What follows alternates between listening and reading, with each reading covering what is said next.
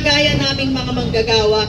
Nakakahiya pong isipin na si Sara Duterte na isang babae ay hindi mababa ang puso para sa mga manggagawa. Karamihan po sa mga kababaihan, kami po yung mapang-unawa. Hindi namin kaya agad gumawa ng kabalbalan, pagnanakaw, pero lahat po ng ito ay nasa Vice Presidente po natin ngayon.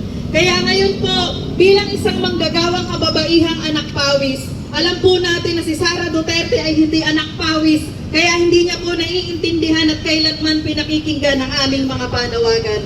Ngayon pong nalalapit ang pandaigdigang araw ng mga kababaihang anak pawis, inaanyayahan po namin ang lahat ng mga manggagawang kababaihan, makiisa at itambol po natin ang ating mga panawagan. Hindi po ito ibibigay sa atin ang libre ng gobyerno kung hindi po natin ilalaban at itatambol, isisigaw sa lansangan ng ating mga panawagan.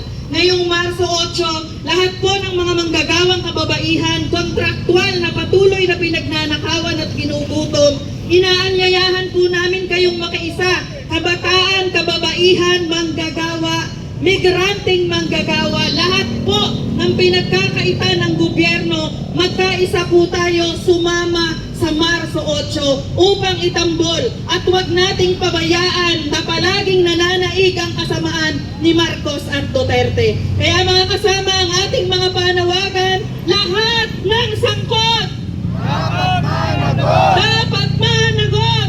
Lahat ng sangkot! Maraming salamat po. Magkita-kita po tayo sa Marso 8. Impeach! Impeach! Impeach Sara now! Impeach! Impeach! Impeach Sara now! Impeach! Impeach! Impeach Sara now! Impeach! Impeach! Impeach Sara now! Mga kasama, nasa dulong bahagi na po tayo ng ating programa. Pero bago tayo tumungo sa ating huling tagapagsalita, mga kasama, tandaan po natin ang tanong na anong gagawin mo sa 125 million in 11 days.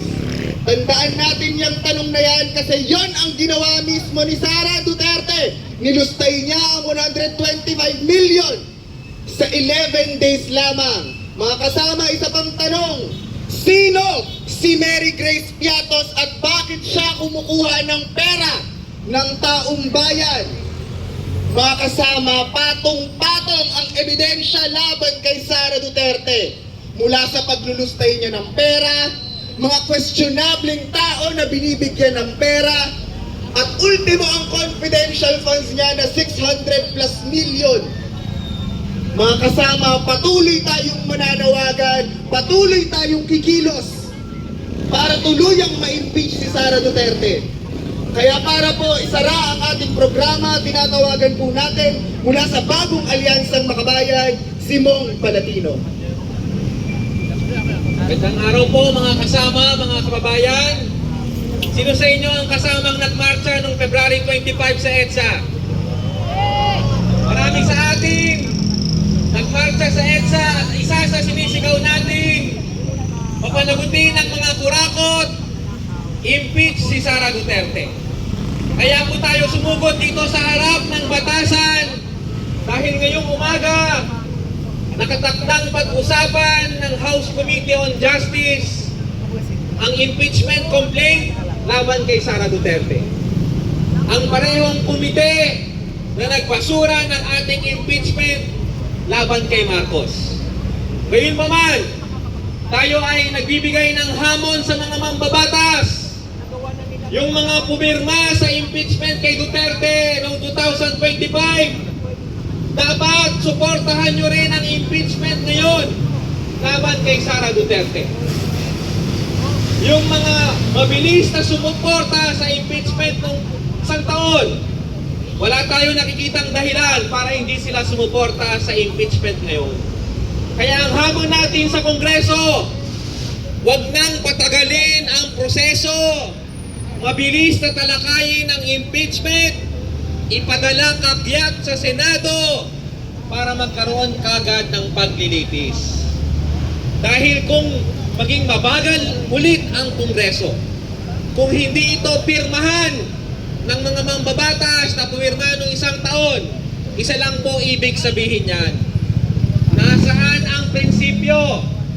Nasaan ang konsensya? Nasaan ang suporta? Ang paalala natin sa mga mambabatas, ang inyong responsibilidad ay maglingkod sa tao. Hindi maging tapat sa mga politiko, lalong-lalo na yung mga tatakbong pagkapangulo. Itong si Sara Duterte, tatakbo daw presidente sa 2028. Iboboto niyo ba siya, mga kasama?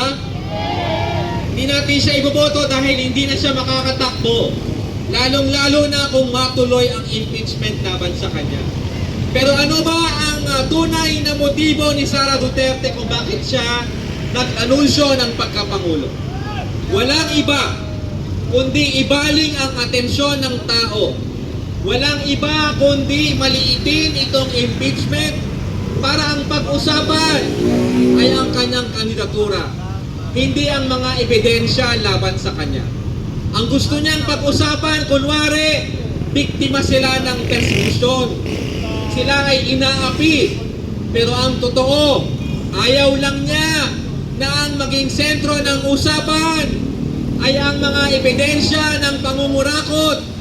Ayaw niyang pag-usapan si Mary Grace Piatos. Ayaw niyang pag-usapan ang 125 million in 11 days. Ayaw niyang pag-usapan yung testimonya ni Madriaga na umaamin na siya ay nag-deliver ng pera sa iba't ibang lokasyon para kay Sara Duterte. Kaya tayo po ay nandito, nagbabantay at nagbibigay ng babala sa mga mambabatas na kung ibasura ang impeachment kay Sara Duterte, ito po ay magiging hudyat ng mas maraming protesta. Dahil kapag binasura ang impeachment, isa lang po ibig sabihin yan, magpapatuloy ang kawalang pananagutan, haharangin na naman ang katotohanan, at ang mga magnanakaw, patuloy na magnanakaw, ang mga mandarambong ay patuloy na magiging mandarambong dahil walang napaparusahan. Ang pag-impeach kay Sara Duterte ay isa ring kondemnasyon sa pamahalaan ni Marcos Jr. Dahil totoo, si Sara Duterte ay gumastos ng 600 million sa confidential funds, 125 million in 11 days. Pero ang tanong, sino ang nagbigay ng pera kay Sara Duterte? Walang iba kundi si Marcos Jr. Saan galing ang confidential funds? Aprobado ng Pangulo. Kaya ito ay isang